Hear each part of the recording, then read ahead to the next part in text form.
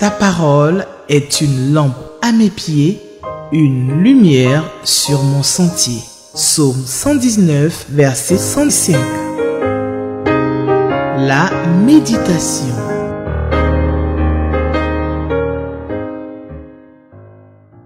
Béni soit le Dieu et Père de notre Seigneur Jésus, qui nous a bénis de toutes sortes de bénédictions spirituelles dans les lieux célestes en Christ. Alléluia. Nous bénissons Dieu, c'est avec un cœur plein de reconnaissance que nous voulons rendre toute la gloire à Dieu. Lui être reconnaissant pour tout ce que nous avons expérimenté jusqu'à ce jour de l'année, jusqu'à ce mois de mai. Lui dit merci pour ses bienfaits et ses hauts faits dans nos vies. Car il est Dieu, il est vivant et il est éternel. Et d'éternité en éternité, il est Dieu. C'est pourquoi c'est une grâce de pouvoir nous réunir en ce jour auprès de sa parole pour méditer, oui, pour manger de ce repas, oui. C'est un repas spirituel. Soyez donc la bienvenue, amis téléspectateurs, et que la gloire de Dieu soit à votre partage. Merci pour ce temps, merci pour ce moment que nous allons passer ensemble. Alors, selon le lecteur de la Bible, le texte qui sera l'objet de notre étude se trouve dans le livre de Galates, chapitre 6, les versets 11 à 18.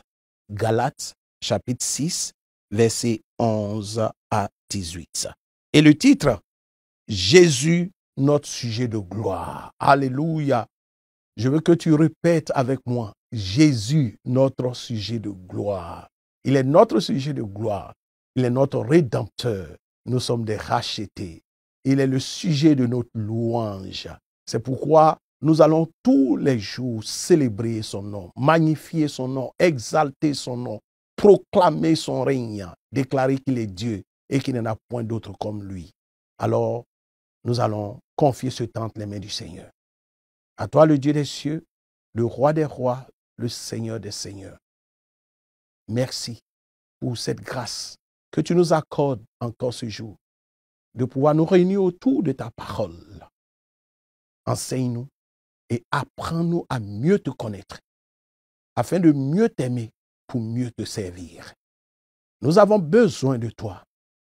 Accorde-nous la révélation de ta parole et donne-nous de marcher en nouveauté de vie avec toi et faire ta volonté. Aide-nous, Saint-Esprit, et prends le contrôle de ce temps. Parle à nos cœurs et fais-nous du bien ce jour. À toi seul la gloire, à toi seul le règne, à toi seul la puissance. Au nom de Jésus, nous avons prié. Amen. Alléluia, que le nom du Seigneur soit béni. Alors, bien-aimés, nous allons prendre nos Bibles dans le livre de Galates, le chapitre 6, versets 11 à 18. Alors, c'est la dernière portion d'ailleurs du livre de Galates. Nous allons donc lire la parole de Dieu. Voyez avec quelle grande lettre je vous ai écrit de ma propre main.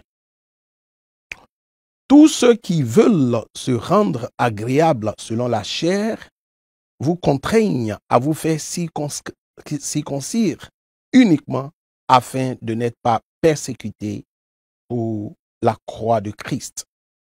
Car les circoncis eux-mêmes n'observent point la loi, mais ils veulent que vous soyez circoncis pour se glorifier dans votre chair.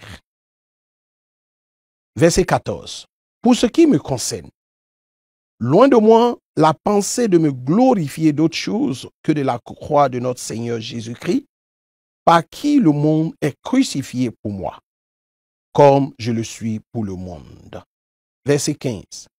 Car ce n'est rien d'être circoncis ou incirconcis. Ce qui est quelque chose, c'est d'être une nouvelle création.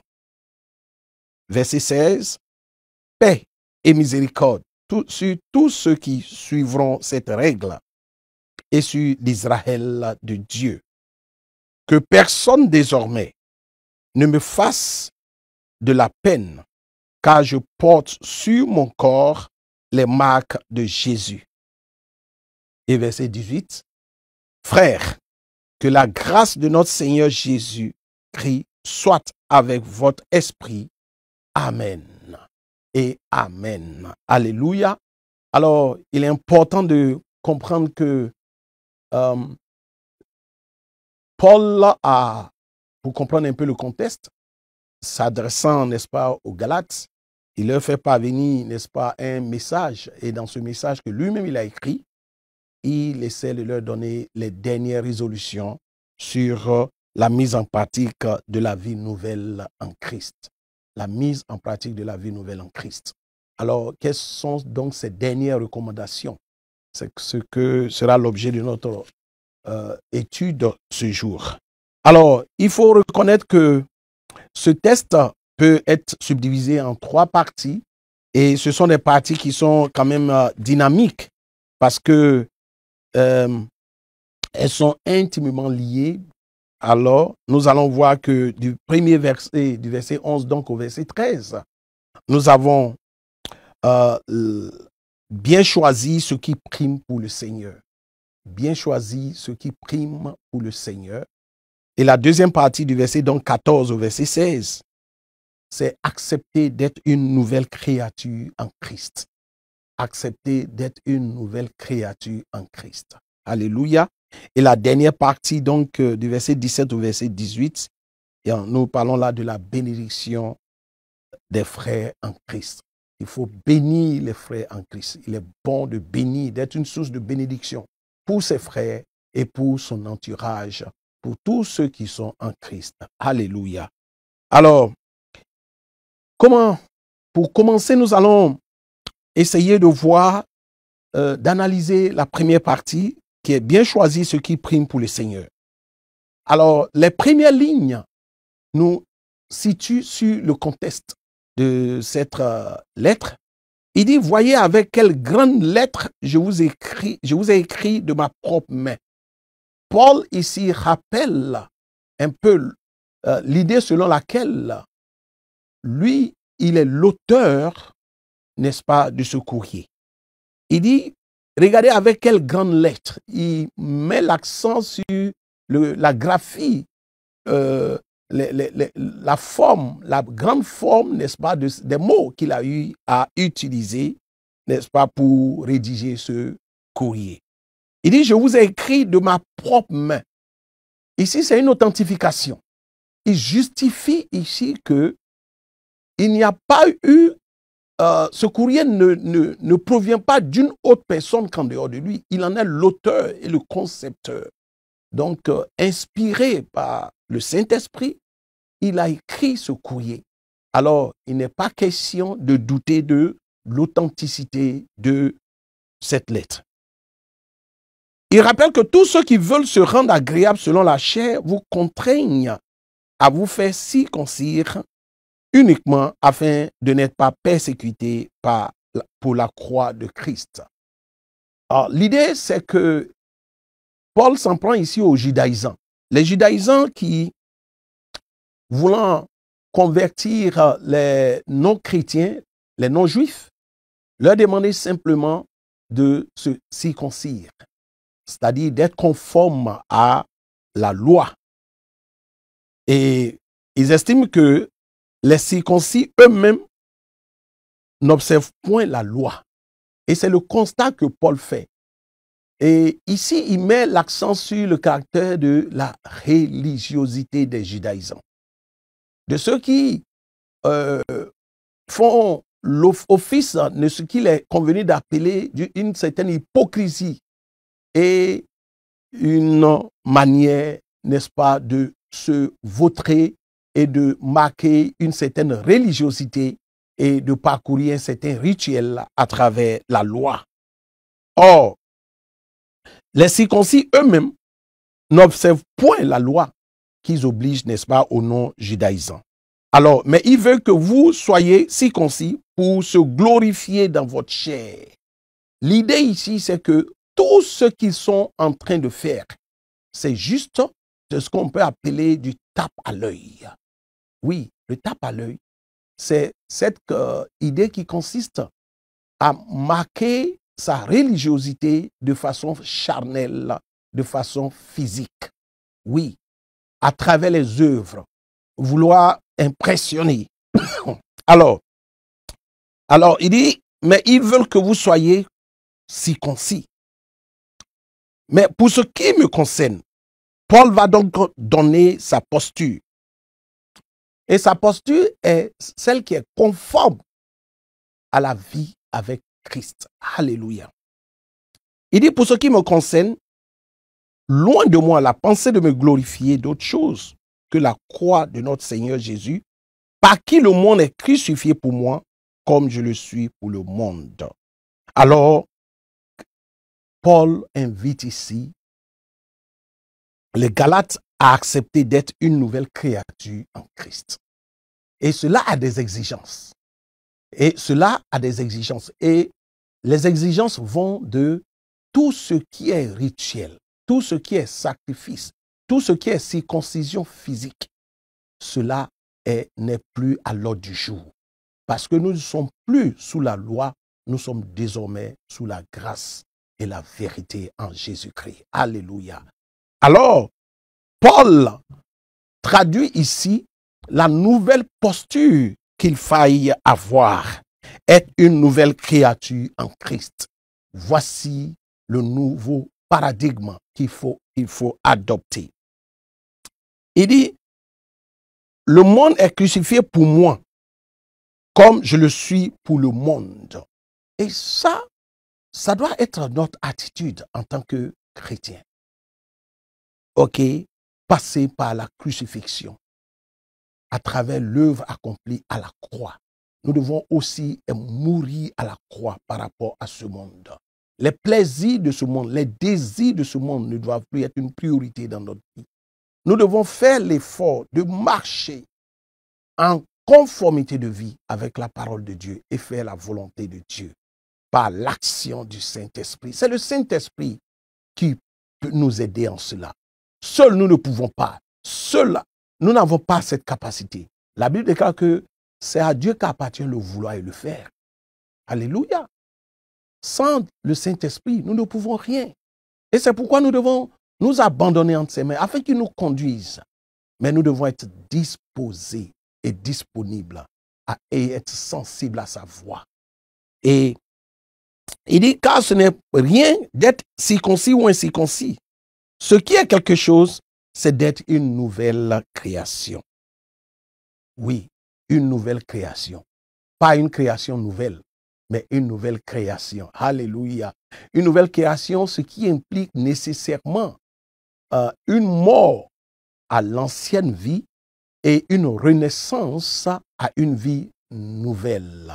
C'est cela la nouvelle création. Les choses anciennes sont passées. Voici, toute chose devient nouvelle en Jésus-Christ de Nazareth. Alléluia. Il est bon de ne plus être celui qu'on était, de mourir à la nervosité, de mourir à la haine, de mourir à la rancune, de mourir à la rengaine, crucifier tout cela et être régénéré en Jésus-Christ de Nazareth. Alléluia. Car l'œuvre accomplie à la croix nous a donné plus de 13 privilèges dans lesquels nous devons entrer, que nous devons posséder. Car Christ est notre espérance. Christ est notre rédempteur. Christ est notre salut. Oui, il nous a régénérés, il nous a restaurés, il nous a transformés. Oui, et nous ne sommes plus ceux qui croupissent sous le poids, c'est pas, du péché, car à la croix, il a payé le prix. Il a pu dire, tout est accompli pour notre vie sur cette terre des hommes. Et c'est pourquoi nous devons comprendre cela et manifester notre liberté, car nous ne sommes plus les actes dont les condamnations nous condamnaient ont été crucifiés à la croix. Nous sommes désormais libres. Alors, la dernière partie, la dernière portion pose qu'il faut bénir les frères en Christ. Il dit paix et miséricorde sur tous ceux qui suivront cette règle. Oui, paix et miséricorde sur vos vies. Paix et miséricorde sur toi mon frère, sur toi ma soeur, sur ta vie, sur ta famille, sur ton foyer, sur ta nation, sur ta communauté, sur ton église. Paix et miséricorde sur tous ceux qui suivront cette règle. Cette règle, c'est d'être une nouvelle création. Oui, c'est une nécessité absolue. Marcher en nouveauté de vie avec Christ. Accepter Christ, c'est le premier pas, c'est une décision, l'une des décisions les plus importantes de la vie. Et décider de marcher en nouveauté de vie avec la parole de Dieu, obéir à la parole de Dieu et être soumis à l'autorité de la parole de Dieu et être sensible à la voix du Saint-Esprit. Oui, cela nécessite une démarche, une discipline. La décision commence une chose et la discipline l'achève. C'est pourquoi nous devons être des disciples disciplinés, des disciples qui obéissent à la parole de Dieu, des disciples qui mettent en pratique la parole de Dieu. Oui, et non nous trouver des excuses et des justificatifs pour nos conduites. Oui, au travers de nos vies, des âmes doivent être gagnées à Christ. Et sans cela, nous serons comme des vases d'argile dans la maison du Seigneur. Que personne désormais ne me fasse de la peine, car je porte sur mon corps les marques de Jésus. Paul témoigne ici que les cicatrices sont le témoignage de ce qu'il a été martyrisé au nom de Jésus. Alors c'est pourquoi nous devons comprendre ceci. Il dit, frère, que la grâce de notre Seigneur Jésus-Christ soit avec votre esprit. Amen. Paul termine par la grâce. Bien-aimés dans le Seigneur, la grâce est le centre de son message à Galates. La grâce, oui, la grâce de Dieu est le centre de son message à Galates. Et Paul simplement nous clarifie cette posture disant laquelle nous ne sommes plus sous la loi, mais nous sommes sous la grâce. Nous sommes sous le régime de la grâce. Alléluia. Et c'est pourquoi tout est grâce. Nous pouvons dire ce jour que tout est grâce pour toi, ma soeur. Tout est grâce pour toi, mon frère. Oui, la grâce de Dieu nous suffit. Oui, la grâce de Dieu nous suffit dans ce monde en perte de repère, en perte de vitesse. C'est seule la grâce de Dieu qui nous suffit. C'est ce dont nous avons besoin, de sa grâce. C'est pourquoi tu vas demander à Dieu de t'accorder sa grâce. Que ce dont tu as besoin, afin de pouvoir marcher sous l'onction, sous sa grâce, que cela te soit favorable ce jour au nom de Jésus. Que cela soit favorable en cette saison au nom de Jésus. Qu'en cette saison, tu marches sous un ciel ouvert, que tu ailles de grâce en grâce, de gloire en gloire, de triomphe en triomphe et de victoire en victoire au nom de Jésus. Que cela soit ainsi et non pas autrement. Oui. Comment ne pas lui dire merci pour ses enseignements, pour ses leçons que nous permet de tirer en ce jour au travers de ce passage? Le premier enseignement, c'est de comprendre que la circoncision ne sauve pas. Oui, la circoncision physique ne sauve pas. Ce qui sauve, c'est la circoncision du cœur. Oui, Dieu veut des cœurs purifiés, des cœurs sanctifiés, des cœurs lavés de toute aspérité, des cœurs qui lui soient agréables. Oui, voici ce qui sauve. Oui, deuxième enseignement, nous devons retenir que seule la croix du Christ et la nouvelle naissance sont des éléments qui comptent dans notre marche avec le Seigneur. Naître de nouveau, être né de nouveau. Oui, accepter que Christ a été crucifié et accepter de Jésus comme son sauveur et son Seigneur personnel. Et être né de nouveau sont des variantes que nous devons mettre en application dans notre vie. Alors, comprendre qu'il ne sert à rien de faire de la religion, mais il sert de comprendre que le christianisme est une relation avec le Créateur. Une relation, car nous pouvons dire notre Père qui est aux cieux. Oui, notre Père qui est dans les cieux, il est ton Père, tu es le Fils, tu es la fille. Et c'est une relation de père à fils. qu'il y a entre Dieu et nous. Et nous devons mettre cela à profit. Nous devons rejeter la religion extérieure au profit d'une relation intérieure. D'une relation intérieure qui transforme les cœurs. Oui, qui dispose les cœurs. Une relation transformante avec Dieu. Voilà ce qui nous attend, ce dont nous devons rechercher. Parce que nous devons manifester notre marche et notre triomphe avec Jésus-Christ. Ce passage également nous enseigne une autre leçon. Il oppose la fierté humaine à la grâce divine. Il ne s'agit pas des efforts humains, mais il s'agit de la grâce divine. Oui, c'est à Dieu qu'appartient le vouloir et le faire. Oui, c'est lui qui nous donne la capacité de pouvoir nous tenir debout, balancer les bras et marcher, de pouvoir ouvrir les yeux et voir, tendre l'oreille et entendre, ouvrir la bouche et parler. Oui, c'est Jésus-Christ qui est notre force. Il est notre bouclier, il est notre appui, il est notre refuge, il est notre abri. C'est vers lui que nous crions lorsque nous sommes dans la détresse. C'est vers lui que nous tournons nos regards quand nous sommes dans la vallée. Il est le même hier, aujourd'hui et éternellement. Il ne change pas. C'est pourquoi nous avons cette assurance qu'avec Jésus, nous faisons des exploits. Alléluia. Rien ne pourra nous éloigner de sa face.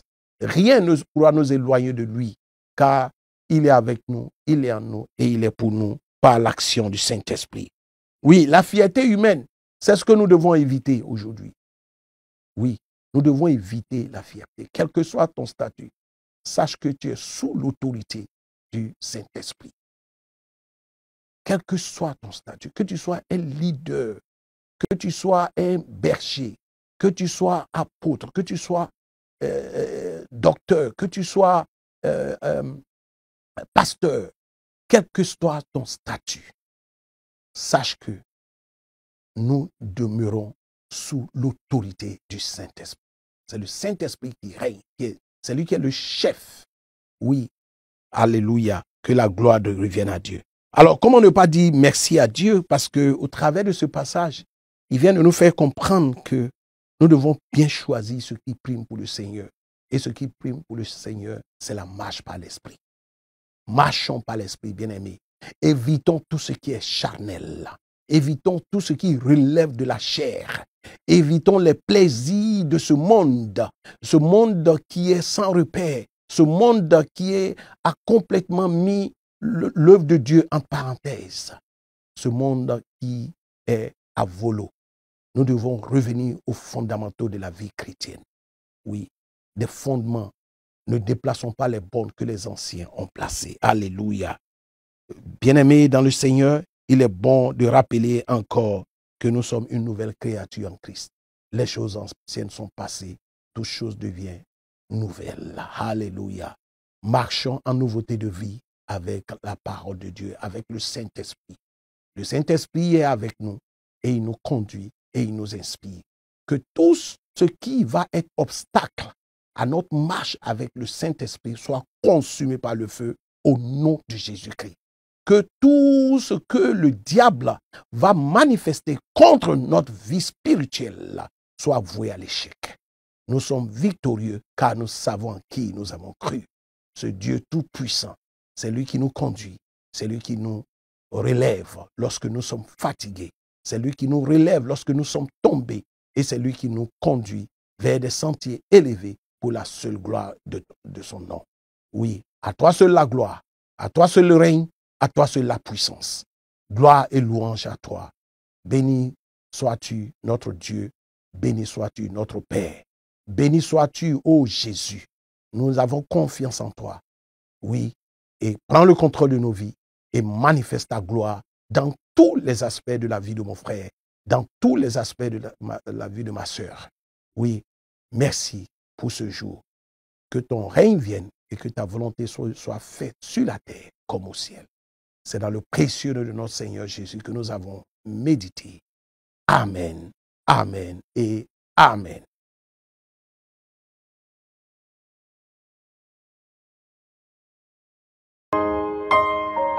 Ta parole est une lampe à mes pieds une lumière sur mon sentier. Psaume 119, verset 105. La méditation.